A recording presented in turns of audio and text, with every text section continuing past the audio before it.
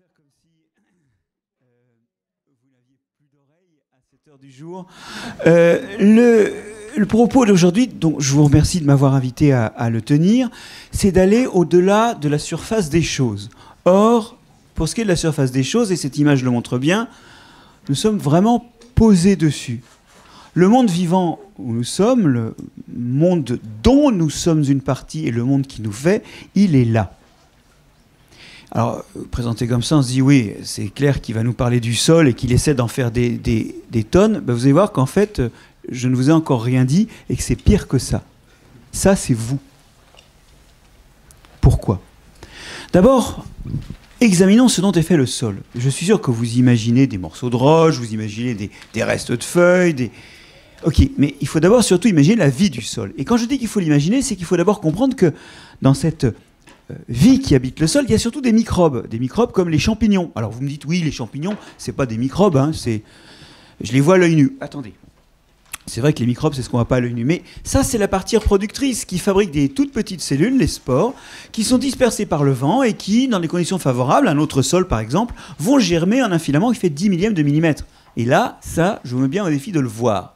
Ces filaments grandissent, se ramifient, ces ramifications des filaments établissent entre elles, regardez, des continuités qui permettent d'établir un réseau microscopique dans toutes ces parties, qui est le champignon au jour le jour, toute l'année. Et puis de temps à autre, il vous fait un clin d'œil dans le visible au moment où il produit ses spores, un peu comme, à certains moments, un pommier porte des pommes. Mais au jour le jour, les champignons du sol sont des microbes, et bien plus, les champignons du sol, vous pouvez les sentir parce que souvent le sol, il sent exactement cette odeur de quand vous épluchez vos girolles ou vos champignons de Paris, il sent l'octénol, une molécule traumatique produite par la cassure des filaments microscopiques qui constituent le champignon, et souvent votre nez est capable de détecter ce que vos yeux ne voient pas, c'est que le sol est plein de champignons, c'est surtout le cas des sols forestiers. Bien. Alors, parmi les microbes du sol, il y a donc ces microbes qui font des grands réseaux filamenteux, vous allez voir à quelle taille tout à l'heure d'ailleurs, hein. Et puis il y en a qui sont encore plus petits, qui font des cellules isolées ou en petits groupes, les bactéries. Alors là, on est plutôt sur le millième de millimètre, hein. C'est 10 fois plus petit, il y a différentes façons d'être un microbe. Et ces bactéries, c'est la même chose, vous ne les voyez pas, mais vous les sentez. L'odeur de terre, n'est-ce pas, cette odeur ? C'est l'odeur de bactéries, tout simplement. C'est cette molécule-là qui est produite par certaines bactéries et qui fait l'odeur de la terre, qui fait d'ailleurs aussi l'odeur d'après la pluie, parce que quand elle s'échappe de la terre, après que l'eau de pluie ait rempli les trous du sol, eh bien, cette molécule diluée, c'est l'odeur d'après la pluie. Mais elle vous indique encore une fois quelque chose, c'est que le sol, il sent le champignon ou la terre ou les deux, et en gros, son odeur indique bien qu'il est très habité de ces microbes-là. Bon, je termine avec un microbe un peu amusant, qui est l'amibe. Les amibes, il y en a plein dans le sol, hein. Les plus grandes sont connues sous le nom de blobs. Vous connaissez peut-être les blobs. C'est des amibes géantes. Alors les gens connaissent les amibes géantes et ils ne savent pas que quand ils rentrent avec de la terre sous leurs chaussures, eh bien, il y a des dizaines d'amibes, des centaines d'amibes qui sont des grosses cellules, hein, des grosses cellules qui se déplacent en se déformant et dont les déformations, les tentacules, les ramifications peuvent englober des proies pour se nourrir. Des proies qui sont souvent des bactéries. Ça, c'est le monde du sol. Alors évidemment, dans votre vision du sol, il n'y a pas ça parce que vous ne le voyez pas. Vous pensez à quoi dans les sols de vivant? Vous pensez aux animaux. Et là encore, vous faites avoir. Parce que la première chose qu'il y a dans le sol, c'est, bien sûr, il y a des animaux. Des microbes, mais aussi... c'est des animaux, mais les racines des plantes. La plante est au tiers un organisme souterrain. Vous ne le voyez pas parce que quand vous l'arrachez à la main ou quand la tempête arrache un arbre, les petites racines fines craquent et restent fichées en terre. Et la tiers de la biomasse de la plante est souterrain. Pensez à ça en vous baladant en forêt, c'est assez impressionnant quand on y pense. Alors il y a aussi des animaux, vous n'avez pas tort. Et il y a une extraordinaire diversité d'animaux, hein. Vous voyez des colamboles, c'est un peu comme des insectes sans ailes. C'est très proche des insectes. Les pseudo-scorpions, qui ont l'avant du scorpion, mais pas l'arrière. Et c'est proche des scorpions quand même. Des organismes vermiformes minuscules, des nématodes, souvent parasites de racines. Des acariens. Des mille pattes, acariens, pseudoscorpions, on est proche des araignées, hein. Des vers de terre, d'authentiques vers de terre, roses ou pas roses d'ailleurs, des coléoptères. Bon, il y a tout un tas de groupes, y compris des groupes qui ne savent pas vivre sur terre parce que c'est trop sec. Et les vers sont toujours sous terre. Vous les mettez sur terre, ils sèchent. Le bilan, c'est que, bon, la réalité est microbienne. 1 gramme de sol de chez nous, qui tient au creux de la paume, c'est, vous voyez, des milliers d'espèces de bactéries, un bon millier d'espèces de champignons, des centaines d'espèces d'amibes. C'est du microbe. C'est plus que le zoo le plus coûteux que vous pourriez imaginer et dont vous pourriez payer l'entrée pour voir de la biodiversité. Sauf que ça ne se voit pas, ça se sent, par contre. Dans 1 hectare de chez nous, le sol contient au total 5 tonnes de microbes, 5 tonnes de racines, et seulement, même si leur mouvement et le fait qu'ils soient visibles vous les imposent, 1,5 tonne d'animaux. Et c'est normal parce que ça mange ça. Et il ne peut pas y avoir plus de mangeurs que de manger. Ou alors vous croyez à la croissance. On compte selon les estimations, alors l'estimation haute est sans doute un peu optimiste, qu'il y a 25 à 60% d'espèces vivantes terrestres qui vivent en fait dans le sol. C'est un des hauts lieux de biodiversité. Point n'est besoin d'aller dans des écosystèmes coralliens ou d'imaginer des forêts tropicales. Ça se passe sous vos pieds, la biodiversité. En France, vous voyez que vous avez plus de 115 000 espèces de bactéries, 200 espèces de mammifères, 600 espèces d'oiseaux, 40 000 espèces d'insectes, 6 000 espèces de plantes. Il y a aussi les bactéries qui ne sont pas dans la Terre en plus, mais on ne va même pas en parler. Le sol abrite sur Terre, sur les terres émergées, je veux dire, 50 à 75% de la masse vivante.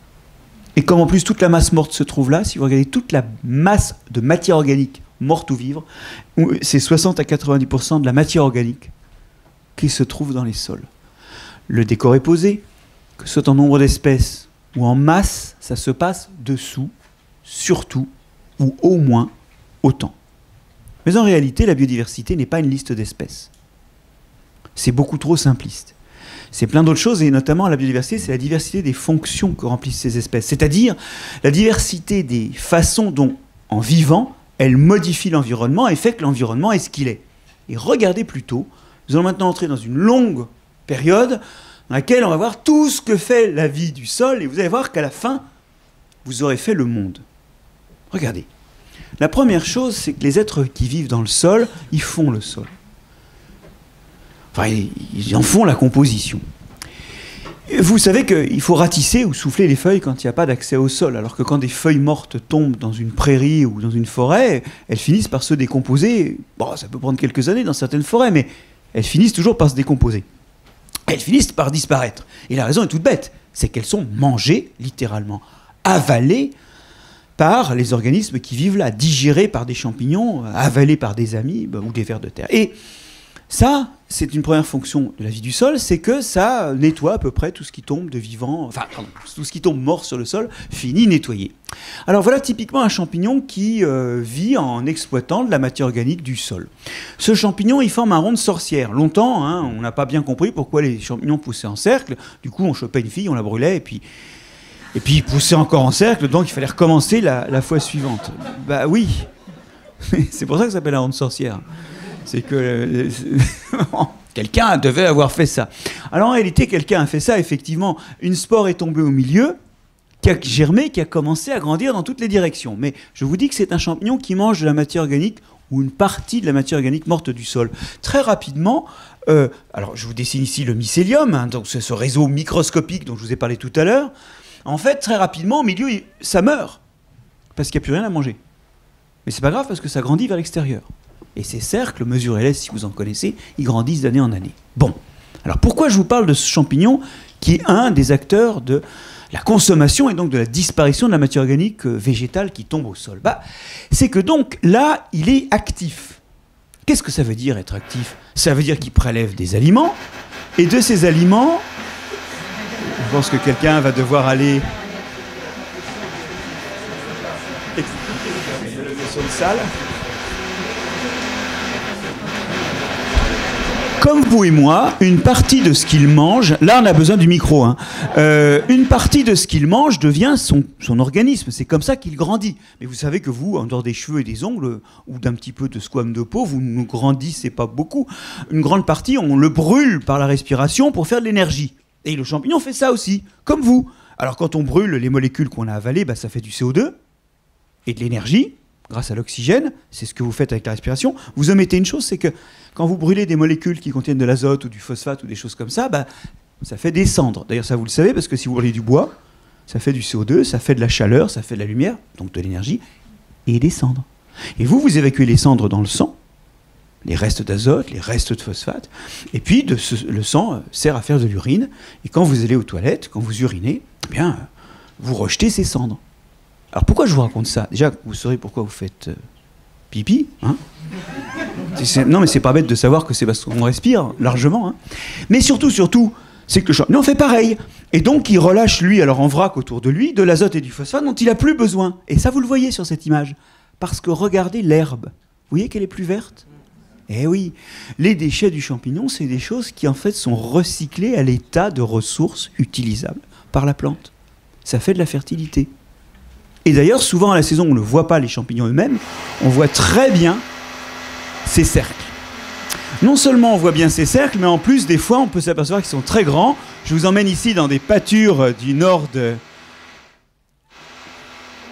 l'Italie, où vous avez des rondes sorcières qu'on voit de très loin par la fertilité qu'ils créent de 30 à 80 mètres de diamètre. Voilà. Alors là, ils sont grands par la somme de toutes les parties, mais creusez le sol là où il y a de l'herbe qui pousse, vous les verrez pratiquement pas, hein. Ils sont quand même microscopiques dans toutes leurs parties.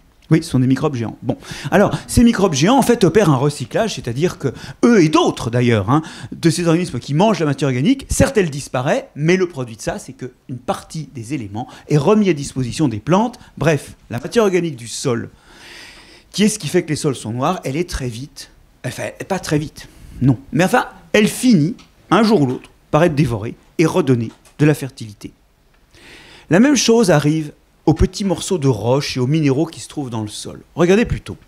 Là, on a fait tremper un cristal d'apatite, un minéral qui contient du phosphore, qu'on a un peu partout dans les granites, dans les calcaires, dans de l'eau pendant 6 mois. Bilan, pas beaucoup d'altération. Là, on l'a fait tremper 6 mois, mais on a rajouté quelques gouttes de jus de sol. Et vous voyez que le cristal est complètement déstabilisé et taraudé de trous au fond desquels il y a des microbes. C'est pas les mêmes que les précédents. C'est des microbes qui viennent déstabiliser la roche pour extraire du phosphore. En fait, les minéraux se dissolvent lentement dans le sol. Mais vous avez bien vu que les monuments, à part les très très vieux monuments, en général, ils n'ont pas fondu sous la pluie. C'est très lent, la dissolution des roches. Pour autant, ça libère des tas de choses extrêmement importantes pour la vie, et notamment pour les plantes. Certains microbes, eux, font profession, c'est comme ça qu'ils se nourrissent, de se plaquer sur ces ressources et d'augmenter leur dissolution en retenant l'eau et en produisant de l'acide qui va attaquer la roche. Le bilan, c'est qu'ils prélèvent au passage des choses dont ils ont besoin, mais il y a des fuites dans tous les sens. Et une large partie de ce qu'ils déstabilisent, une large partie de cette déstabilisation qui est 100 fois plus rapide que la déstabilisation physico-chimique, 100 fois plus rapide que ça, une large partie finit par partir dans le sol et nourrir autrui, à commencer par des plantes. Et finalement, vous voyez qu'il arrive la même chose à la matière organique et à la matière minérale, ça prend du temps, mais lentement, ça finit par être attaqué par le vivant et donner de la fertilité. Voilà des fonctions des organismes vivants qui, pour le coup, sont à la base du fonctionnement du sol et surtout de son fertilité. Mais ce n'est pas tout. Il y a aussi des trous dans le sol. Et c'est ainsi que rentre de l'air dans le sol. Et figurez-vous que l'air, il lui arrive la même chose. L'air est lentement utilisé par la vie du sol. Tiens, par exemple, l'oxygène qui rentre est utilisé pour respirer. Et ça donne du CO2 qui ressort du sol. Il y a un gaz qui rentre dans le sol et qui est absolument majeur pour le fonctionnement du sol et la vie du sol parce qu'il amène un élément qu'on ne trouve pas dans la roche.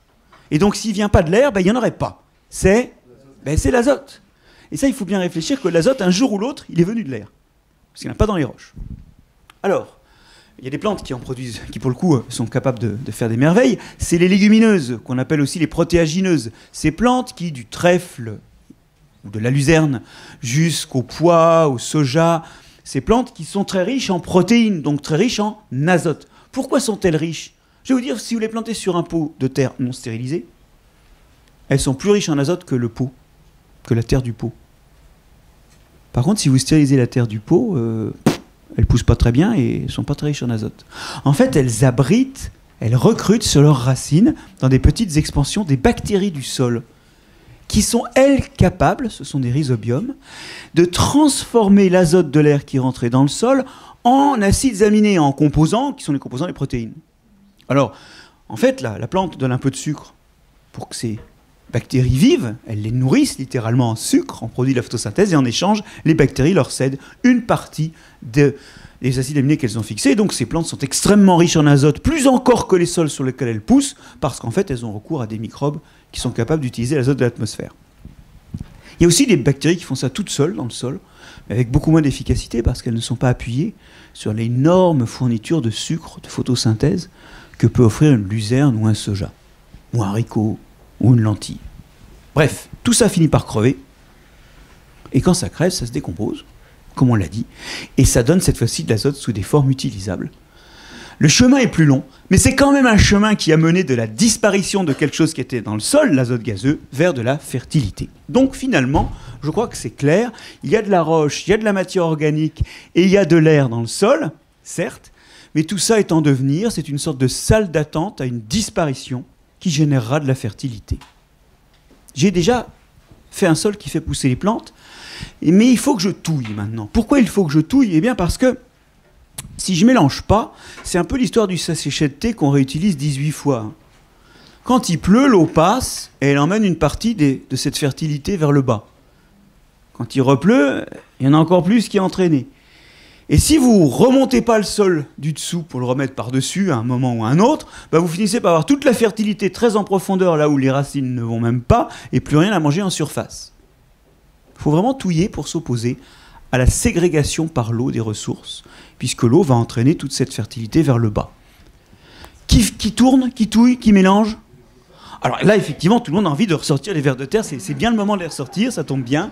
Effectivement, le ver de terre, il touille. En fait, déjà, il fait ce que font tous les animaux, mais aussi les amibes. C'est qu'en se déplaçant, il bouscule les choses et vous voyez, bon, enfin, ça, bousculer les choses, c'est pas des transports mirobolants.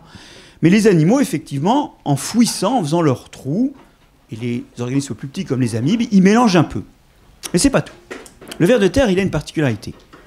C'est qu'il mange de la matière organique, mais c'est souvent des vieux restes de plantes, mais il ne sait pas très bien les digérer. Ce qu'il digère, en fait, c'est les microbes qui sont dessus et qui sont en train de se nourrir. Ça, c'est important, parce que donc il va falloir qu'il broie ça très fin. Comment il peut broyer?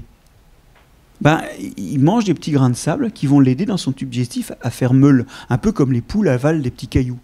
Et ça va bien broyer les feuilles et libérer le jus de microbes. Il faut broyer fin quand même. Mais quand on broie très fin, on libère aussi toutes les toxines qu'il y avait dans les plantes. Ces toxines qui font que la plupart des plantes, si vous les mangez, ça va de la chasse à la mort, quoi. Vous vous souvenez d'Into the Wild, ce film terriblement ennuyeux avec des images superbes, mais bon, enfin, on compte les heures, hein. Et ça se finit très mal. Parce que des plantes toxiques, il y en a partout, quoi. Hein. Vous y êtes, et c'est vrai de leurs déchets. Donc, les vers de terre, non seulement ils mangent cette matière organique dont ils vont digérer les bactéries et du sable, mais ils prennent aussi de l'argile, comme vous, quand vous êtes malade du tube digestif et que vous prenez du smecta, c'est de l'argile, parce que l'argile, ça retient les toxines dans le tube digestif.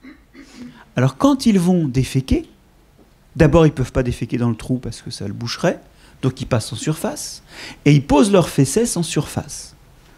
Enfouissant tout ce qui vient de se déposer, y compris les feuilles mortes. Donc déjà, c'est des enfouisseurs. Deuxièmement, la crotte est faite de ce qu'ils n'ont pas digéré de matière organique, de grains de sable et d'argile.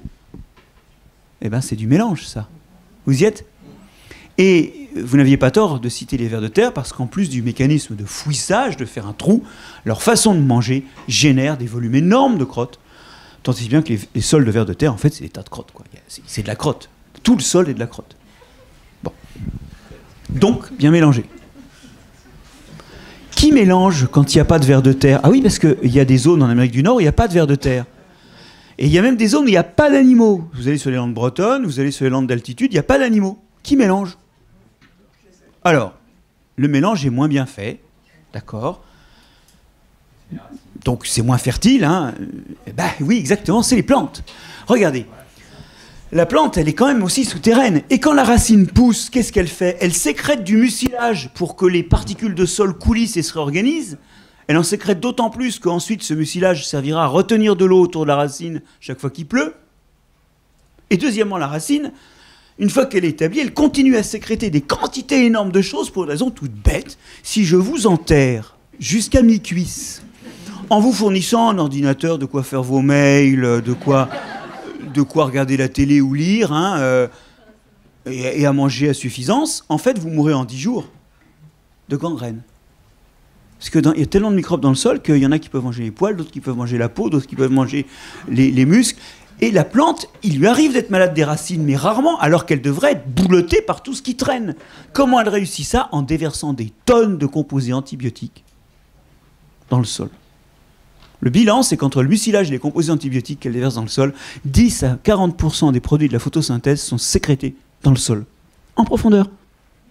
Vous y êtes injecté, quoi. Et en plus, c'est pas fini, parce que la racine finit par mourir. Les petites racines ne deviennent pas toutes grosses, c'est pas possible. Sur une plante annuelle, 80% des petites racines meurent dans l'année. Quand elles meurent, la plante récupère 3-4 trucs, mais le reste reste en place. L'apport de matière organique morte par les racines, selon les espèces de plantes, est égal à 1 à 5 fois l'apport de feuilles mortes en surface.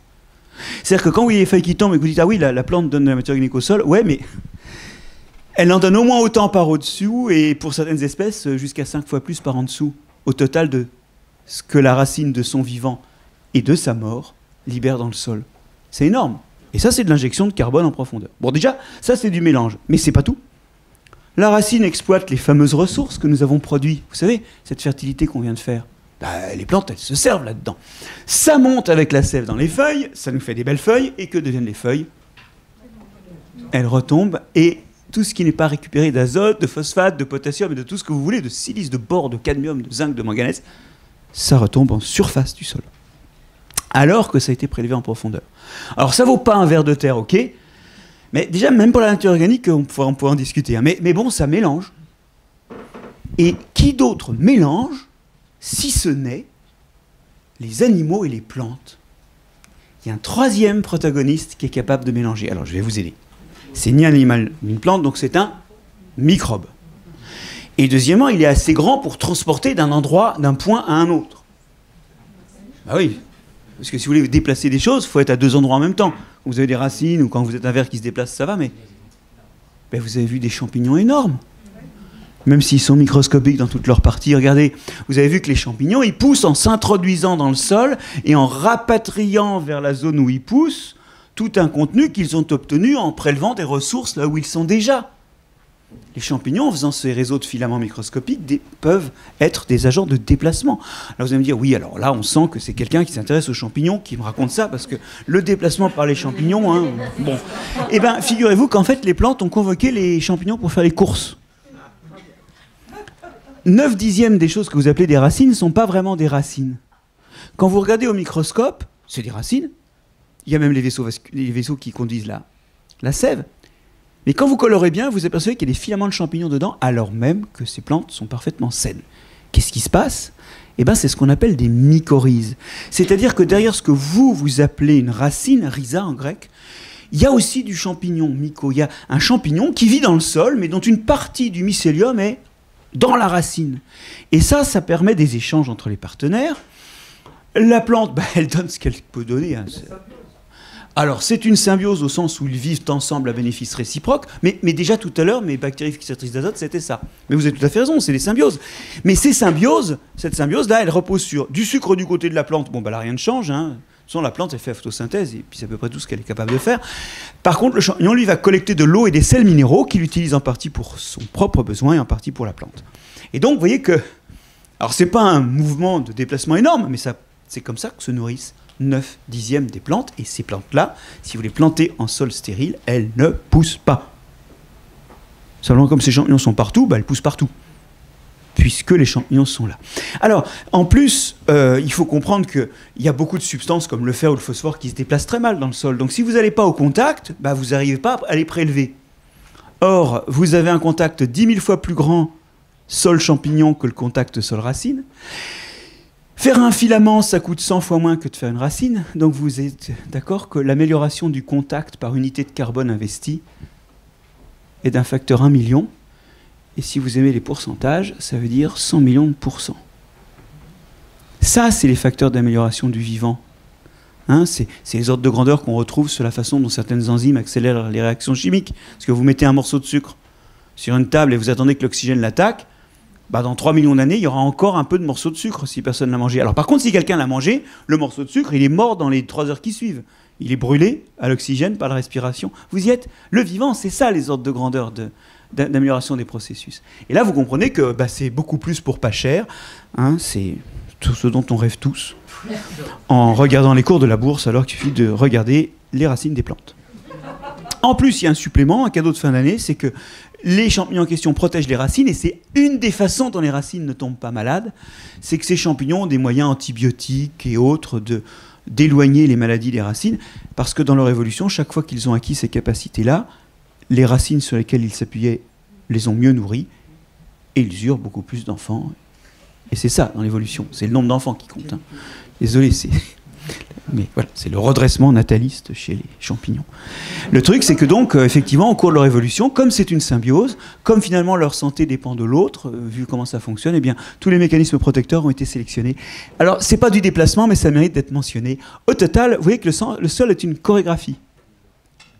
Ça bouge. Alors, ça bouge pas au point que le sol soit pas relativement stable pour y mettre ses racines ou les fondations des maisons, mais ça bouge. Et puis alors, au passage, tout ça, ça fait des trous. Ah oui, on a de l'eau et de l'air dans le sol, mais pourquoi il y a des trous? Ils devraient s'être effondrés depuis belle lurette. Ils ne se sont pas effondrés parce qu'il y a des vers de terre qui taraudent, il y a des racines qui poussent et qui meurent, il y a des filaments de champignons qui poussent et qui meurent, il y a des amibes qui se déplacent en faisant des petits trous. Et ne souriez pas, parce que les trous des amibes, c'est ceux qui retiennent l'eau. C'est les trous qui sont assez petits pour retenir l'eau par capillarité. Le trou de ver de terre, c'est un trou d'entrée, mais il ne retiendra jamais l'eau. Vous y êtes? Plus les trous sont minuscules et débiles, petits, plus ils seront importants pour l'eau. Donc, vous avez vu, on a fait le sol. Et c'est déjà beaucoup, parce que quand on a fait le sol, j'ai fait un autre truc au passage. Vous n'avez peut-être pas réalisé. Alors, je vais vous mettre sur la voie de l'autre truc que j'ai fait. Quel est le point commun entre humus et homme ou humain? L'étymologie. Mais pas seulement. D'où vient ton calcium? D'où vient ton phosphore? D'où vient ton azote? D'où vient ton brome? D'où vient ton zinc? D'où vient ton cadmium? D'où vient ton sélénium? D'où vient ton magnésium? Bah, de toutes les conneries que je vous ai racontées, parce que jusqu'ici, là, on se dit « Ah oui, c'est un joli cours de sciences naturelles. C'est un joli cours d'histoire naturelle, comme au muséum. Hein » Mais non, mais ça, c'est l'origine de vous. Vous y êtes? À un moment, tout ce qui vous constitue est passé par l'une ou l'autre de ces historiettes naturelles. Oui, l'homme est naturel, donc c'est pas étonnant que quand on raconte l'histoire naturelle, on raconte l'homme. Bon, donc c'est déjà beaucoup d'avoir fait l'homme. Remarquez, dans 2 secondes, on va regretter de l'avoir fait. Mais il n'y a pas que ça. Alors, venons-en maintenant à des effets du sol hors de lui-même. Sortons du sol, sortez de terre. Vous allez voir que ça fait le climat. Vous savez que sur Terre, sans gaz à effet de serre, il ferait 50 degrés de moins. Enfin, 18 degrés de moins, les océans prendraient en glace, et l'albédo aidant, on chuterait à 50 degrés. Bon, heureusement qu'il ne fait pas moins 50. Parce que, bah, par exemple, entre autres, les organismes du sol respirent. Les sols, quand il y a de l'oxygène, ils produisent du CO2. Alors vous allez me dire, oui, mais il y a quand même des sols où il n'y a pas d'oxygène. Après la pluie, par exemple, l'air ne rentre pas bien.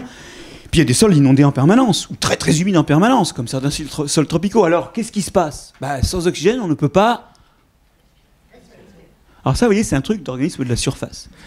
Parce que comme à la surface, il y a plein d'oxygène, bah, tout le monde respire l'oxygène. Et on a oublié un truc, c'est qu'il y a beaucoup d'organismes qui ne respirent pas l'oxygène. Il y en a qui respirent au fer, il y en a qui respirent au sulfate, il y en a qui respirent au CO2. Et le déchet qu'ils font dans ces cas-là, c'est du méthane. Et je vais vous dire un truc, vous les connaissez très bien. Parce que c'est comme ça que fonctionnent les méthaniseurs. Et c'est pour ça aussi que le tube digestif des ruminants fait du méthane. Donc les sols inondés, c'est une respiration au CO2. Je sais bien que ça arrache la tête, parce que normalement, chez nous, le CO2, c'est le produit de la respiration. Bah là, il sert d'oxydant, pour être technique. Et le bilan, c'est que ça fait du méthane. Il y en a aussi qui utilisent du nitrate. Et ça fait du protoxyde d'azote, hein, le fameux gaz hilarant. Alors, je vous ai mis à l'écran uniquement les respirations, à n'importe quoi, qui produisent des gaz à effet de serre. Le méthane étant 50 fois plus efficace que le CO2, et comme vous le savez peut-être, le protoxyde d'azote, lui, 230 fois plus efficace que le CO2. Donc vous voyez que ça, même quand il n'y a pas d'oxygène, ça produit des gaz à effet de serre par des métabolismes, par des respirations bizarres. Mais si vous avez l'impression que c'est des trucs arrachés par les cheveux, rendez-vous compte que ça veut dire que vous savez prononcer le mot méthaniseur sans avoir compris que c'est une respiration bactérienne à l'abri de l'oxygène. Vous y êtes? La respiration qui produit du méthane en utilisant du CO2, c'est pas un truc de la Lune, c'est un truc qu'on utilise techniquement. Et des bactéries comme ça, il y en a partout, parce que croyez-moi, quand on lance un méthaniseur, on n'amène pas les bactéries. Hein. On met juste la matière organique, on ferme. Elles sont là, elles sont partout. Oui? Bien, alors, tout ça étant posé, voilà, hop, il fait bon. Et là, Dieu se dit, bah, j'ai besoin de compagnie. Alors non, c'est la femme qui est créée pour des raisons de compagnie, non. Dieu a l'idée bizarre de créer l'homme. Alors, l'homme... Je sais pas, j'essaie de montrer que je connais mes classiques. Hein, ne le prenez pas mal.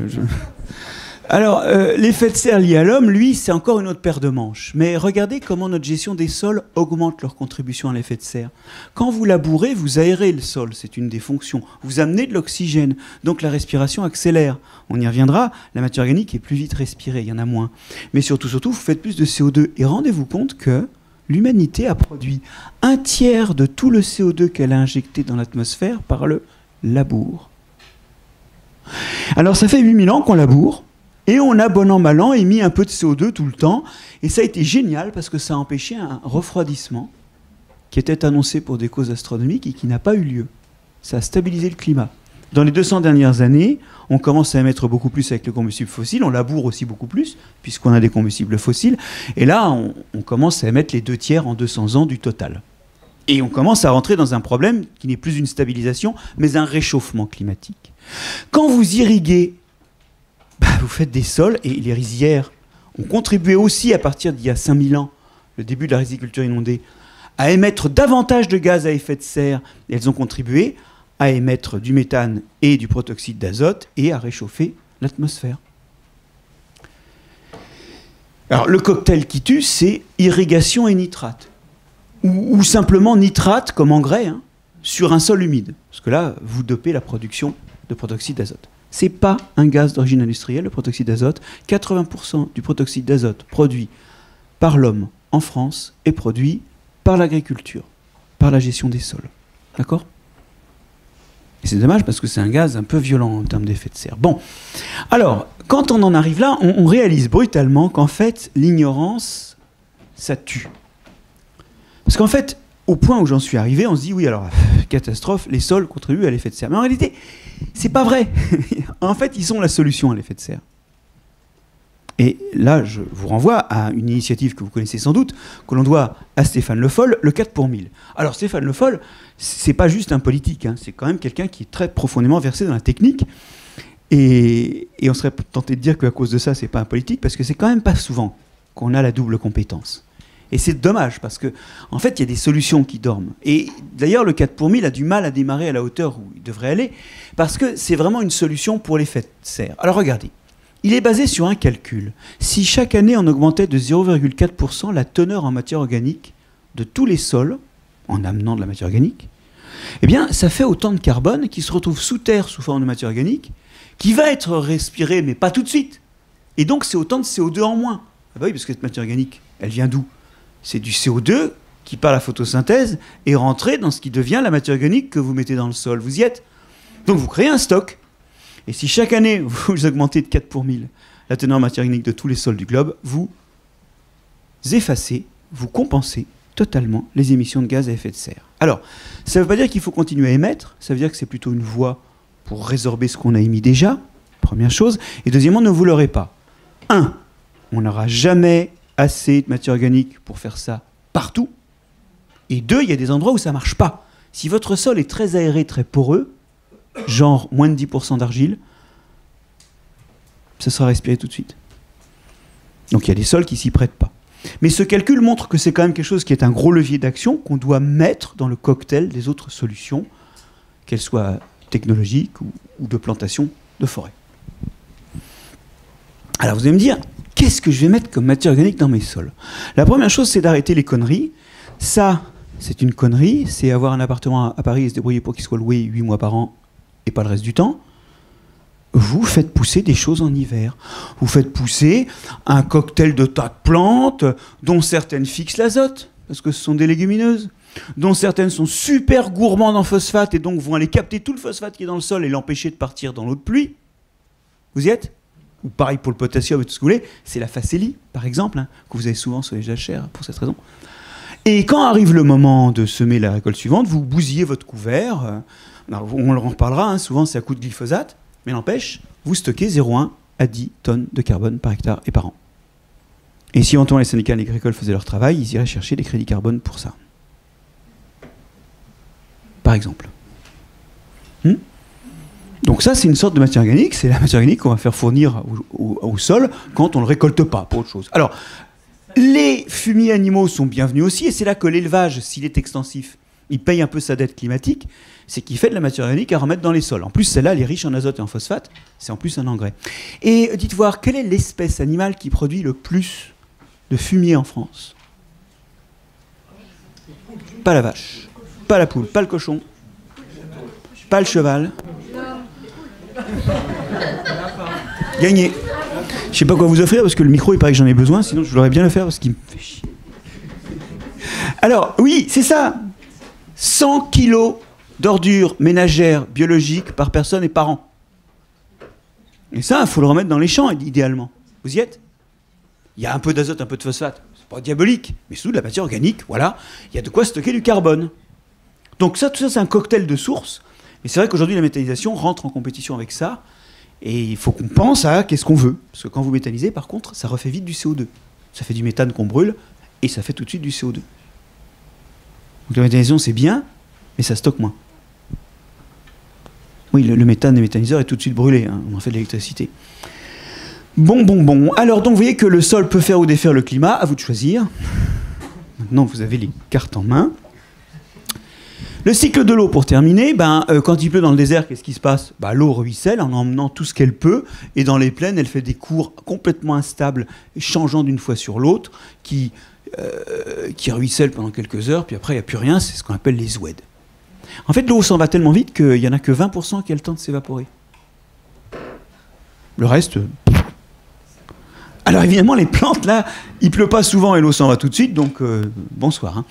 Nous, quand il pleut, ça fait des rivières. Pourquoi? Il pleut sur ce sol plein de trous. On les a fait ensemble, les trous, vous vous souvenez? Bon, donc, ça a été assez long pour que vous en souveniez. Donc, effectivement, le sol, l'eau, elle a tendance à descendre, à s'échapper. Mais c'est lent, c'est le bordel. Les trous, ils sont pas bien communicants et tout. Et le temps qu'elle, elle peut se faire bouffer par les plantes qui ont besoin de cette eau pour monter vers les parties aériennes, tous les sels minéraux, la fertilité qu'elle... Et en fait, 60 à 80% de l'eau s'évapore chez nous. Vous auriez certainement pensé que l'eau s'évaporait plus dans le désert. C'est pas vrai, elle n'a pas le temps. Chez nous, elle reste dans le sol et elle s'évapore par les plantes. 60 à 80% de l'eau retombe dans l'évaporation. Et vous savez, c'est une bonne nouvelle parce que qu'est-ce qu'elle fait l'eau? Un peu plus loin, elle repleut. Et c'est pour ça qu'il pleut à Vladivostok. C'est à 70% de l'eau de l'Atlantique qui est tombée, repartie, tombée, repartie, tombée, repartie. Et puis, il y a un petit ruissellement, un petit 20 à 40% qui reste et qui va nourrir les nappes phréatiques et les rivières qui n'ont pas débordé quand il pleuvait, puisque le sol a fait tampon. Il n'y a pas d'oued là. Mais qui sont nourries entre deux pluies. Enfin, dans l'idéal, hein, faut pas... Et alors, évidemment, comme disait le maire de Cannes, ah non, lui, il disait le contraire. Quand on artificialise et qu'on n'a plus de sol, voilà. Hein. Alors pendant que le maire de Cannes explique à la ministre de l'Environnement que non, c'est pas parce que Cannes est artificialisé que ça a débordé de partout, mais c'est parce qu'il pleuvait beaucoup. Pendant donc que le maire de Cannes raconte ses conneries, Berlin se transforme en ville éponge. Berlin ouvre des sols, restaure des espaces libres pour être capable de bouffer les crues de la... Je suis prêt. Oui, c'est ça. J'avais complètement oublié le nom. Vous y êtes? On ne peut pas tous être des Berlinois. Hein. Bon. Alors, le problème de l'eau dans le sol aussi, c'est que quand il n'y a pas d'eau, le sol se rétracte. Et vous savez que plus de la moitié des communes de France ont une ou plusieurs maisons, une ou plusieurs habitations qui sont mises en péril par ces problèmes de rétraction qui finissent par travailler, c'est puissant le sol, travailler les fondations et rendre les maisons inhabitables. Ça, c'est un vrai drame, et demain, il faudra vraiment savoir arroser ces sols-là. Alors, sans eau, ça va peut-être être dur dans certaines régions, hein, mais pour entretenir leur degré hydrique, Parce que préventivement, c'est le plus simple. Après, on peut faire des maisons avec des surpilotis profonds, mais... Et vous savez que les assureurs... C'est la première dépense de la CatNat. C'est la première dépense de la caisse de réassurance CatNat. Donc c'est-à-dire que pour les assurances, c'est un des postes majeurs, en fait. C'est sur la surprime. La caisse centrale de réassurance. Ah ouais, la caisse centrale, ouais, la surprime. Vous m'expliquerez le détail après. Mais en fait, 12%, vous dites? Oui, je crois que c'est... Alors en fait, oui, mais ça risque aussi d'être encore moins. Parce que ce que les assureurs, vous le savez, sont en train de manigancer, c'est que l'assurance, c'est par rapport aux aléas. Et le changement climatique est une certitude. Donc, les effets du changement climatique ne sont pas... Ah ben oui, non, mais c'est peut-être les premiers à croire... non, mais c'est un raisonnement que moi j'entends quand je fais des séminaires dans le domaine de l'assurance. Et... Oui.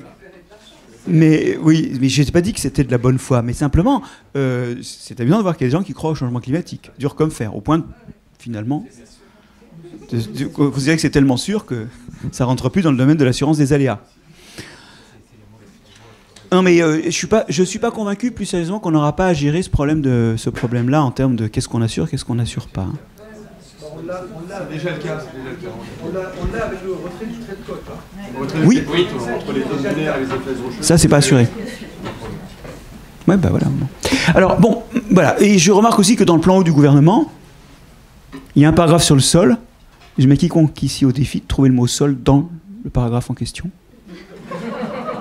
Et matière organique. Et vie du sol. Or, dans les sols...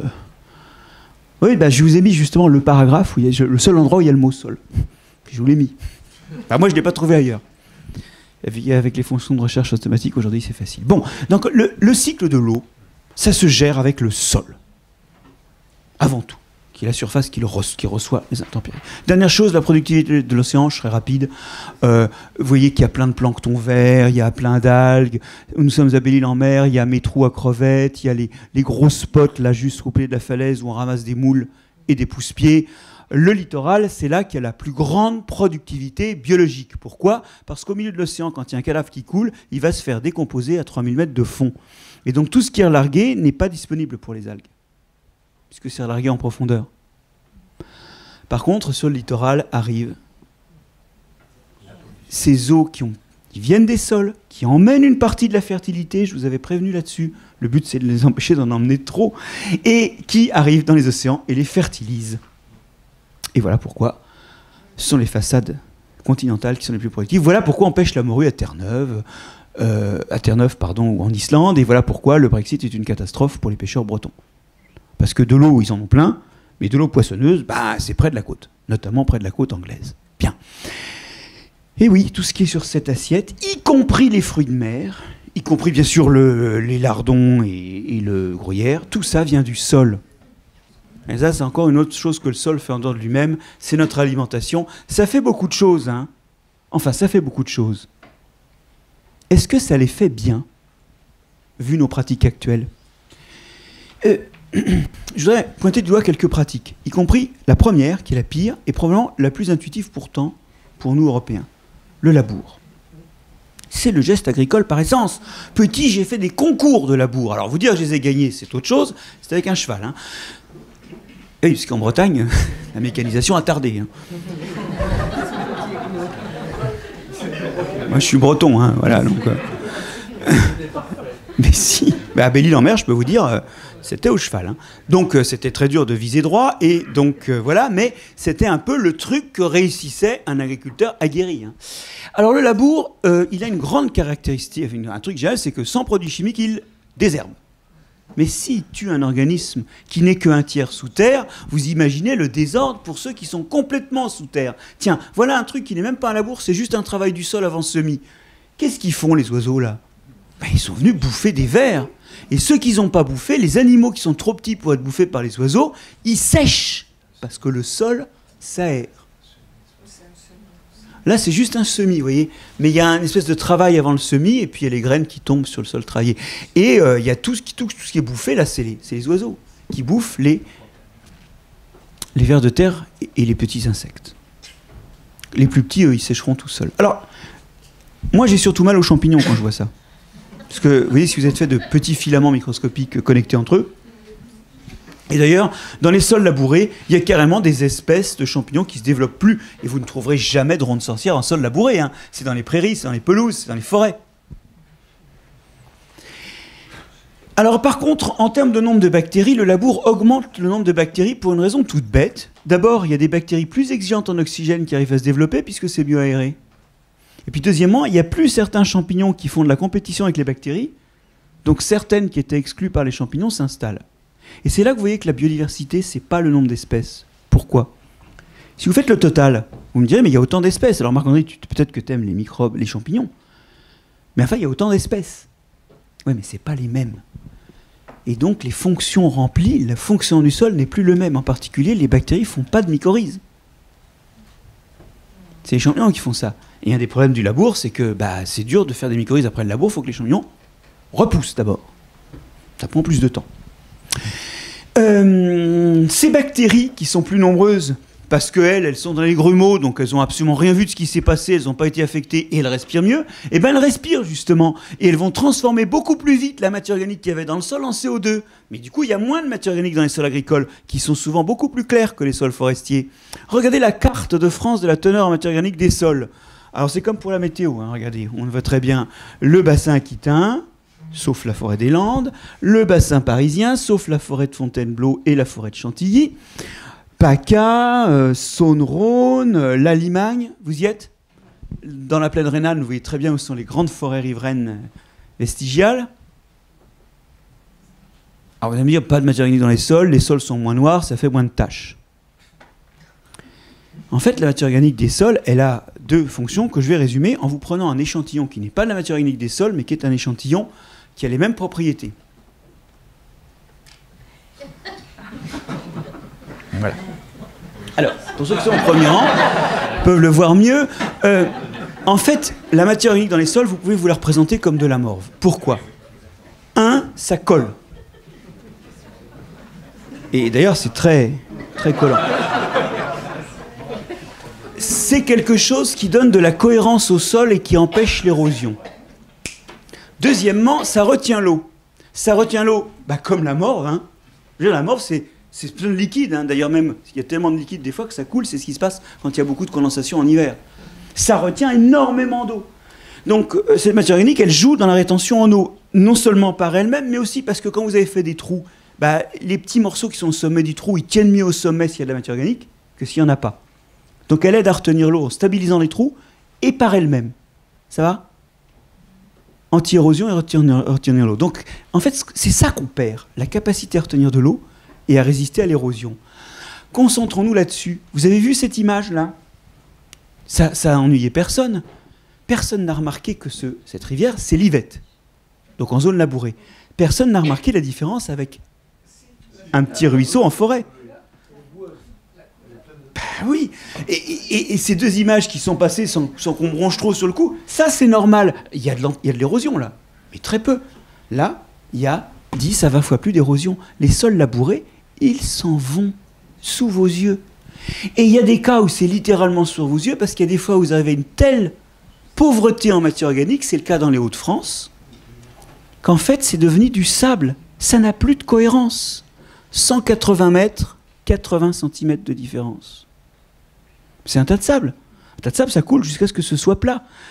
Dans les Hauts-de-France, on a des coulées de boue, et les inondations qu'on a vues, regardez bien, hein, si c'était des inondations, ce serait de l'eau. Les gens, ils sont à racler leur sol. Ouais, c'est de la boue qui coule. Je ne dis pas que le climat joue pas. Je ne fais pas le maire de Cannes contre la ministre de l'Environnement. Je ne refais pas ce match-là. Évidemment, il a beaucoup plu dans les Hauts-de-France et ça pose problème. Mais ce qui coule, ce n'est pas de l'eau. C'est de la boue. Et en fait, ce qui coule, c'est le sol qui devrait retenir l'eau. Donc je ne dis pas que le climat joue pas, mais je dis que dans les Hauts-de-France, ça coûte cher. Donc cette image vient des Hauts-de-France, et au passage, elle nous rappelle que les haies, c'est pas fait pour les chiens. Dans les endroits où on laboure depuis 5 à 10 000 ans, comme aux alentours des grandes cités gréco-romaines, les sols, ils sont comme ça. Alors que si on a mis des cités à cet endroit-là, c'est qu'il y avait des grandes plaines agricoles fertiles autour. Je ne nie pas qu'il y ait aussi eu un changement climatique, les pluies ne sont plus estivales. Mais bon, le labour et le surpâturage, pour être honnête, ça aide pas. Mais le labour suffit. Hein. Alors, à court terme, c'était pas une bête idée de labourer. Regardez, ça a des herbes, ça aère et ça rend poreux, ça remonte de la fertilité. Trop bien. À long terme, c'est la catastrophe, puisque vous perturbez la vie du sol, donc le fonctionnement et la fertilité des sols. Vous détruisez la matière organique, donc la capacité de retenir de l'eau, et à retenir le sol lui-même. Donc vous entraînez une érosion accrue. Ce n'est pas une solution, puisqu'à terme, le sol disparaît. Et c'est encore plus vrai en région tropicale, et ça explique que 80% de la surface agricole brésilienne, on ne laboure pas. Revenant par là, une pratique qui est d'ailleurs celle des précolombiens, qui n'avaient ni animaux de trait, ni fer, donc ni charrue, qui n'ont jamais labouré. Il y a d'autres façons de faire qu'on a complètement oubliées. Je fais juste une parenthèse. Il y a un truc, j'ai eu l'autre jour en brossant les dents une fulgurance, parce que ça faisait un bout de temps que j'avais lu des trucs sur les blés remontants. Les blés, vous les semez, vous les coupez et ils remontent. C'est les blés pérennes. Mais en fait, personne n'a jamais trop fait de recherche là-dessus, puisqu'on avait le labour. Mais le blé pérenne, il est trop bien, il n'y a pas à le désherber. Plus il est installé, plus vous avez de blé l'année suivante. Donc on ne s'est jamais engagé, nous, dans la perspective de céréales pérennes. Parce qu'on a le labour. Vous y êtes ? On est enterré dans une voie qui n'est pas la seule possible, et qui même aujourd'hui nous a empêché de sélectionner des variétés qui ne passeraient pas par le labour. Alors vous allez me dire, oui, des champs de blé pérennes, c'est bizarre. Oui, et la vigne, c'est quoi ? Vigne, c'est quoi ? C'est pas du blé, mais c'est pérenne. Hein. Tiens, on peut faire des trucs pérennes, hein, ça marche aussi. Oui, et comme ils occupent le terrain, je veux dire, la vigne n'occupe pas trop le terrain, mais le blé... Bon. Il existe aujourd'hui déjà agriculteurs qui ne labourent plus. C'est 4% de la surface agricole française. Comme ils ne labourent plus, il y a plus de trous, parce qu'il y a plus de vie, et regardez comment s'écoule l'eau ici par rapport à là. Le sol est plus noir parce que là, il n'y a que 5 ans, il y a 6 ans de non-labour. Rien qu'en 6 ans, la matière organique est beaucoup plus stable, elle se réaccumule, et d'ailleurs, c'est ça qui fait que les trous sont stables et que ce sol boit mieux l'eau. Et je vais vous dire, les agriculteurs ne sont pas des cons. Alors que les consommateurs ignorent complètement le label de l'agriculture non labourée, cette agriculture se développe en France simplement par imitation. Parce qu'elle ne se développe pas sous l'effet d'un marché, mais parce que juste elle marche mieux. Alors évidemment, il faut s'équiper parce que ce n'est pas les mêmes semoirs, c'est pas... Ok, il y a une marche à franchir, mais si aujourd'hui cette agriculture progresse, c'est juste parce qu'elle est efficace. C'est pas parce qu'elle correspond à un besoin, une demande commerciale. C'est complètement opaque pour le consommateur. C'est l'agriculture de régénération. Alors, elle consomme du glyphosate parce qu'en petite surface, vous pouvez faire ça à la main ou avec des paillages. En maraîchage, vous pouvez faire bio et de conservation. Sur de très grandes surfaces, on ne peut pas désherber autrement que par labour, et on ne veut pas, ou par pesticides. Néanmoins, un sol non labouré, traité une fois par an au glyphosate, dans les doses qui sont plutôt faibles, de désherbage, la vie se remonte de 25% en biomasse dans le sol. Ça veut dire que, vous allez voir, je vais tout de suite vous expliquer que le glyphosate, c'est pas bon. Mais c'est moins pire que le labour. Alors vous allez me dire, ouais, mais quand même, Marc-André, ok, que fait le bio, qui est très bon pour la vie ? Il laboure. Donc il n'est pas bon pour les sols.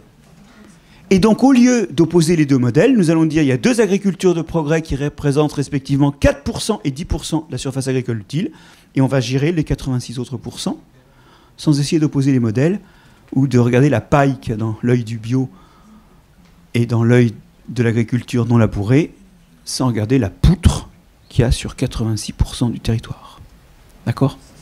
Mais moi, je pense aussi qu'il faudra sortir du glyphosate, parce que maintenant qu'on a parlé de labour, il faut qu'on parle des intrants, et alors justement, l'herbicide qu'est le glyphosate ne tue pas que les plantes. Alors déjà, l'INSERM l'a classé en cancérigène probable. Je sais que certaines agences européennes qui ne consultent, c'est leur modalité de fonctionnement, que les tests des industriels ont dit que le glyphosate, c'était pas grave. Mais dans l'avis de l'EFSA, je lis quand même, ligne 17, dans ma version. Toutefois, l'utilisation prolongée du glyphosate peut être incompatible avec la vie. Certaines utilisations prolongées du glyphosate peuvent être incompatibles avec la vie des mammifères. C'est là qu'on est content de ne pas être des mammifères, hein, parce que sinon... Non mais c'est vrai. Ben non, mais dans cette ligne-là, on sent la frustration des experts qui ont jeté à la poubelle les articles scientifiques qui disent justement ça. Ligne 17, hein, quand même. Il ne faut pas aller très loin pour voir qu'il y a un problème avec le glyphosate. Ok. Alors, le glyphosate, eh ben, c'est pas bon pour les vers de terre non plus, ça tue leurs œufs. C'est pas bon pour les spores des champignons qui font des mycorhizes sur les plantes. Vous passez de 75% de spores viables dans un sol standard à moins de 10%, quelle que soit la dose d'application, hein, même à des doses infraactives sur les plantes, c'est actif sur ces champignons-là. Vous y êtes. Donc, non labourer le glyphosate, c'est un bon premier pas, mais on est d'accord qu'un jour, il faut qu'on en sorte et qu'il faut qu'on mette de l'argent sur la table pour sortir du glyphosate vraiment, notamment dans les contextes de non-labour. Peut-être que les couverts permanents, justement, c'est une des pistes, mais ce ne sera peut-être pas la seule. Alors maintenant, autre intrant, les engrais minéraux. Alors les engrais minéraux, c'est l'idée de, au lieu de laisser se décomposer de la matière qui libérera de l'azote et du phosphate, vous amenez directement la forme issue de la décomposition. Ça a plusieurs défauts. Petit 1, ça coûte beaucoup d'énergie à transporter ou à produire. Petit 2, le phosphate minier est contaminé par du cadmium, et ça explique 30% des cas d'ostéoporose. Ah oui, parce que le cadmium rentre dans les plantes et dans les animaux. Du coup, la moitié des Français sont en surdosage de cadmium. Et ça explique le plus 3% de cancer du pancréas par an en France. Des tas de désordres hépatiques et rénaux dont je ne vais pas vous donner les noms parce que je ne les ai pas retenus. Et surtout, 30% des cas d'ostéoporose. D'ostéoporose. Alors, nous, c'est pas la peine de noter, ça ne vous intéresse pas, mais... Mais parce que les cas d'ostéoporose, c'est des choses... C'est comme... Vous allez me dire, oui, le cancer du pancréas, c'est pire parce que ça tue. Oui, enfin, l'ostéoporose, beaucoup de fin de vie, c'est le moment où une personne très âgée se casse les os et n'arrive pas à remonter. Hein. Donc, en fait, ça tue. Bon. Donc, c'est pas bon pour la santé des hommes, c'est pas bon énergétiquement, et puis surtout, bah regardez, quand vous donnez des engrais à une plante, elle licencie les champignons. Quand vous habitez au-dessus d'une pizzeria, vous appelez pas Uber Eats pour avoir des pizzas. Vous pouvez aller chercher votre pizza. Bon. Donc, il y a beaucoup moins de champignons mycorhiziens quand c'est mycorhize, quand il y a des engrais, mais vous avez tout le temps autant de pathogènes. Mais vous perdez le pouvoir protecteur des mycorhiziens puisqu'ils sont moins là. Vous y êtes. Donc, vous êtes plus exposé aux maladies. Pas grave, mettez des pesticides. D'ailleurs, vous remarquez que quand vous avez mis des pesticides, vous êtes obligé de mettre des engrais puisqu'il y a moins de champignons mycorhiziens. Alors, entendons-nous, pesticides et engrais, tous ces intrants, ont permis de nourrir l'humanité, alors qu'au 19e, il y avait une famine tous les 5 à 10 ans. Donc il ne s'agit pas de revenir chez les Amish. Hein. Il s'agit de prendre le meilleur du passé et le meilleur d'un avenir possible. Il s'agit de trouver aujourd'hui des façons de faire autant, mais différemment. Et l'agroécologie nous propose plein de pistes. Ce n'est pas trop l'objet. Je dirais que le dernier problème des engrais, c'est qu'ils suivent le chemin que je vous disais. Ils passent dans l'eau, ils arrivent à la côte. Et là, c'est la catastrophe. Catastrophe verte, catastrophe brune, ou dans la baie de Fundy, catastrophe rouge. Alors, je n'ai pas de photo, mais il y a des marées rouges aussi. C'est plus joli. Hein. Ça, c'est la mer des Sargasses, qui n'a jamais été aussi grosse et dont des lambeaux, maintenant, s'échappent. Elle prolifère sous l'effet des engrais brésiliens, et les lambeaux s'échappent et s'échouent sur les Caraïbes. C'est ça, ce qui arrive sur les Caraïbes. C'est la mer des Sargasses, qui tombe en miettes. Ce qu'il faut, c'est amener la fertilité sous une forme organique, qui va lentement, par la décomposition, relâcher de l'azote et du phosphate, de telle sorte qu'il n'y en aura jamais beaucoup, donc moins de fuite, et besoin de champignons mycorhiziens. Bah, c'est ce que fait le bio, hein, qui se refuse aux engrais minéraux. Et alors, parmi les déchets, les amis, c'est le moment de réaliser que la reconnexion de l'homme à la nature, c'est pas juste qu'est-ce que la nature peut faire pour moi, mais c'est aussi qu'est-ce que je peux faire pour la nature. Et bien là, il faudrait apprendre à pisser bien. Pourquoi ? Parce que là, les Français y mettent tous les ans, de 20 à 40% des besoins de l'agriculture en azote et en phosphate. Et une fois que c'est fait, qu'est-ce qu'ils font ? Ils tirent la chasse d'eau pour le diluer. Ensuite, ça se mélange avec des eaux de collecte superficielles contaminées par des métaux lourds ou des hydrocarbures polyaromatiques. Et à la fin, ça fait des bouts de stations d'épuration riches en azote et en phosphate qu'on ne peut pas épandre dans les champs. Vous y êtes ? Mais on paye quand même des impôts locaux pour disperser tout ça pendant que les agriculteurs se ruinent à acheter de l'azote et du phosphate. On aura toujours besoin d'un peu d'engrais minéraux. Mais que diable ? Commençons par recycler l'urine. L'urine, c'est de l'or. Regardez, chaque personne produit chaque jour 11 grammes d'azote et 0,7 grammes de phosphore, soit à peu près 8 grammes de phosphate dans son urine. Et si vous arrivez à retirer l'urine, et il y a des laboratoires très sérieux à l'école des ponts et chaussées et des sites pilotes dans la région parisienne où on fait ça, si vous arrivez à la retirer, à la détourner avant qu'elle se mélange aux crottes, en plus l'urine, microbiologiquement, c'est pas contaminé. Enfin, c'est très très peu contaminé. Alors vous allez me dire, oui, il y a des médicaments dedans. Oui, ben, je préfère qu'on mette les médicaments dans les sols où il y a plein de microbes qui vont les bouffer, que dans les stations d'épuration où c'est tellement dilué dans l'eau que les microbes qui pourraient bouffer ces trucs-là n'arrivent pas à les bouffer, et à la sortie de la station d'épuration, il reste des toxines dans l'eau. Dans le sol, c'est tellement concentré que la probabilité, le temps de vie de ces molécules contaminantes est plus faible. Bon, un dernier mot avant de finir, mais un mot qui est le mot qui va nous permettre de comprendre que ce n'est pas les agriculteurs qui tuent les sols, même s'ils les esbignent, c'est les autres qui les tuent. L'artificialisation, qui galope en France au rythme de 5 terrains de foot par heure, nuit et jour. 3,4 fois le rythme de la démographie. Donc c'est pas du tout un besoin. Hein. N'allez pas me dire que c'est pour des habitats. Hein.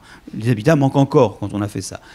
Et en fait, c'est, nous disent les SAFER, 10% de la surface agricole française qui a disparu en 50 ans. Et pas la moindre. Je veux dire, quand vous faites Saclay, par exemple, quand vous faites le campus de Saclay, c'est les sols les plus fertiles d'Europe que vous supprimez.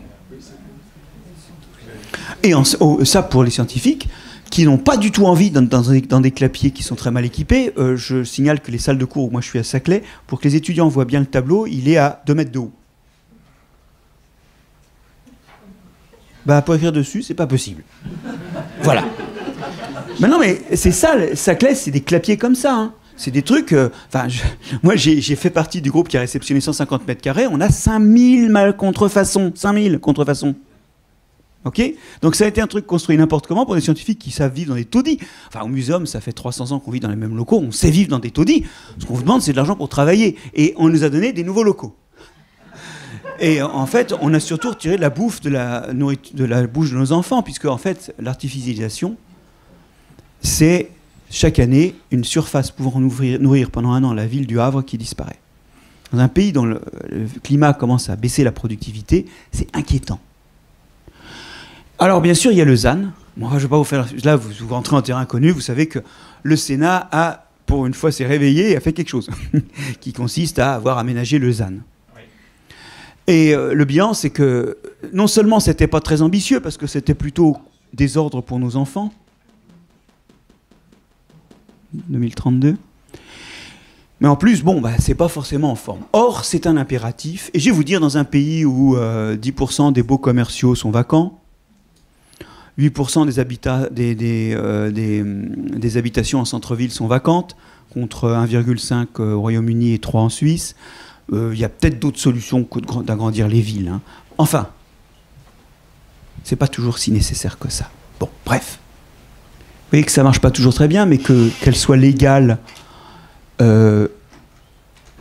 liée aux apports, liée aux méthodes alternatives. Je n'ai pas parlé des plantes résistantes aux insectes et aux champignons, mais il y a aussi des méthodes de sélection variétale là, qui peuvent même jouer. Il y a des solutions. Tout ça, ça s'appelle l'agroécologie. C'est utiliser tout ce qu'on connaît d'écologie pour faire de l'agriculture, de l'agronomie. Et ça s'appelle globalement, notamment, utiliser le sol comme un outil et non pas comme un truc qui s'abîme lentement sous nos mains.